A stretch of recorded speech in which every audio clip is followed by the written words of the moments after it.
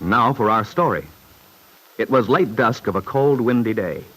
Randy Lane, Aunt Mary's son, who had recently returned from overseas, and Lefty Larkin, with whom the younger man had a firm bond of friendship, had gone rabbit hunting in the afternoon, as much for the pleasure of tramping through the countryside, talking things over together, as for the hunting itself. It was growing dark as they paused on the riverbank near the old familiar bridge. As they stood watching the swift current of the river, swollen by the winter rains, they'd noticed the figure of a young woman standing on the bridge, looking down into the dark waters. Hey, look, Lefty. Huh? There's a girl up there. Seems to be all alone, too. Oh, yeah. Yeah, you're right. I wonder what she's doing up there in this cold. I don't see a car around. No, neither do I. I think it's Miss... No, she's not tall enough. I don't believe I've ever seen that young woman before. Well, whoever she is, she'll be catching a nasty cold if she stays out in that little thin suit. This is no day for admiring the scenery, if you ask me. Which reminds me, let's get a move on. It'll be dark before long. Besides, Aunt Mary will be worrying if we don't show up in time for dinner. Okay. Hey, wait a minute. What's the matter? That girl. Good Lord, Lefty. Look!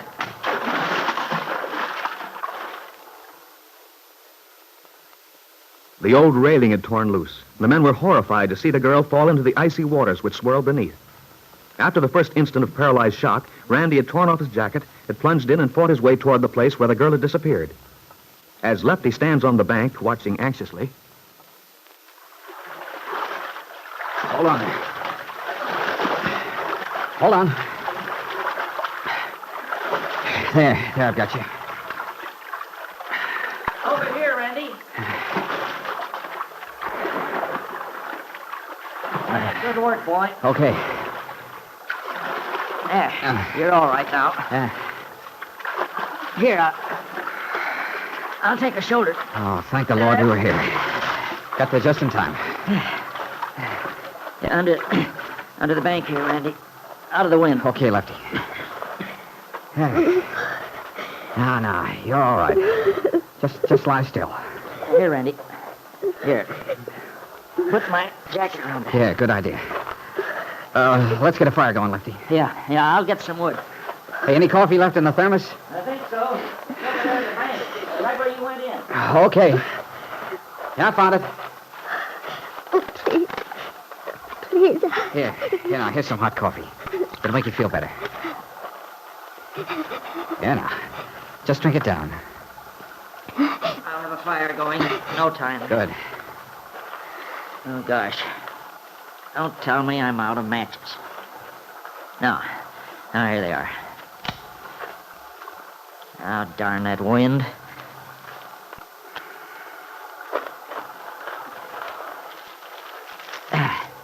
There she goes.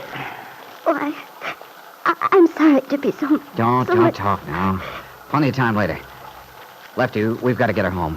One of us will have to run ahead and get the truck. Yeah, I will. You're going to be okay now? Sure. But make it as fast as you can. You're right. So long. So long. Oh, Lefty. Yeah? Tell Mom to get things ready, you know. Don't worry, boy.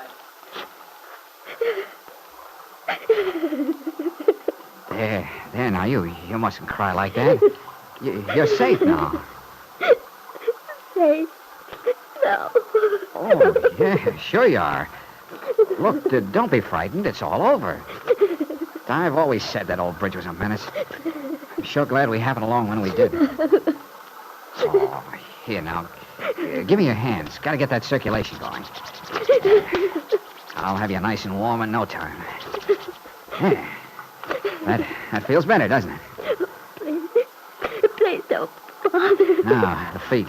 Take those wet shoes off. Oh, no, I'm all right. Yeah, how you're shivering. Now, this may hurt a little, but it's good for you.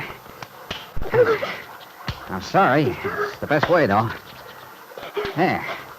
Now you're beginning to feel warmer, aren't you? Sure you are. Getting a little color in your face, too. And stop thinking about it. About what didn't happen. About what didn't happen. Yes, that's what I'm thinking about. I know you got a scare, but... Oh, here, better drink some more coffee. Hey, see how much better you are already? All this trouble. I'm so sorry. Oh, that's all right. This is one of my favorite places to swim. But I usually go in the summertime. Oh, you're all wet. You must be cold, too. Oh, no, don't worry about me. I'm only glad we came by when we did. I wish I could say I am, too. But I'm not sure it's so.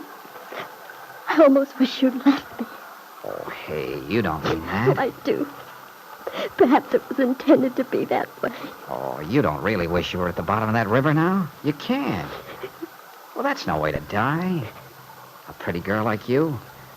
Oh, living's too much fun. You really wouldn't want to be missing it all now, would you? What difference does it make to me? Oh, so that's the way it is, huh? You're unhappy about something. Well, whatever it is, it couldn't be worth giving up for. You don't know. Oh, but I do. Nothing's that bad. It can't be. It's easy for you to say. You're strong. But I'm not. I'm weak and tired. So tired. That would have been the answer. Oh, no. That's never the answer. You've got to give life a chance. Oh, I've done that. I did give it a chance. But it wasn't any use, and I haven't any courage left. You will have. No. Sometimes you see there's nothing left. No reason to go on. Well, maybe it just seems that way to you now. No. There's nothing. No one. Somehow I don't believe that. You're a man. You're strong. You don't know about the emptiness. The loneliness. Well, maybe not, but just the same as... Oh, by the way, my name's Randy Lane. What's yours? It doesn't matter. Okay, I get it. Oh, it's not that I want... Oh, that's all right. Skip it. But I'd like to straighten you out on one thing. Yes. Don't get the idea that a woman can't be just as strong as any man. Why, one of the strongest, most courageous people I know is a woman. Your wife? No, my mother. Oh. And that's where I'm taking you when Lefty gets back with the truck. Oh, but I don't want to bother anyone. Let me go back. Now, look, it doesn't matter who you are. It doesn't even matter what's bothering you. But tonight, you're my responsibility, and I'm taking you home. Oh, but I can't go to your house. Your mother won't want me. I'm a stranger. Well, you may be a stranger to me, but you won't be a stranger to my mother. In the flickering light of the fire, Randy looked at the young girl searchingly. He wondered who she was, where she'd come from, what her story was. She was a lovely young thing, he thought. And at that moment at the Lane farm, Lefty Larkin burst through the kitchen door. Aunt Mary looked up, astonished at his rather wild appearance. Why, Lefty. Oh, hello, Aunt Mary. What on earth? Now, don't get excited, Aunt Mary. There's been a little accident. I've got to get the keys to the truck. Lefty, what's wrong? Where's Randy? Randy's all right. He's down at the river by the bridge. At the river. I don't... Lefty, what are you doing without your jacket? I can't explain everything now.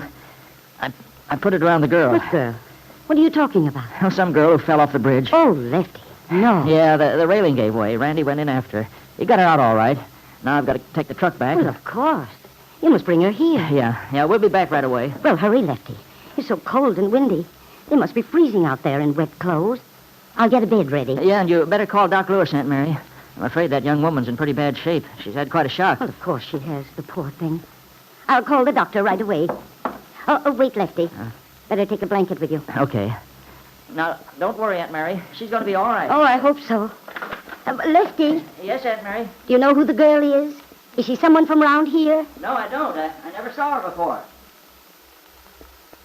Quickly, Aunt Mary went about making preparations for the strange young woman's comfort. Warming blankets by the kitchen stove, getting out the hot water bottle and the bottle of brandy which was kept in the house for just such emergencies. It didn't matter to Aunt Mary that she didn't know the name of the young woman, but even if she had known it, the name Lisa Fenner would have meant nothing to her. Lisa Fenner, who in a few minutes would find shelter in Aunt Mary's house. The last thing Kit Meade would have wanted.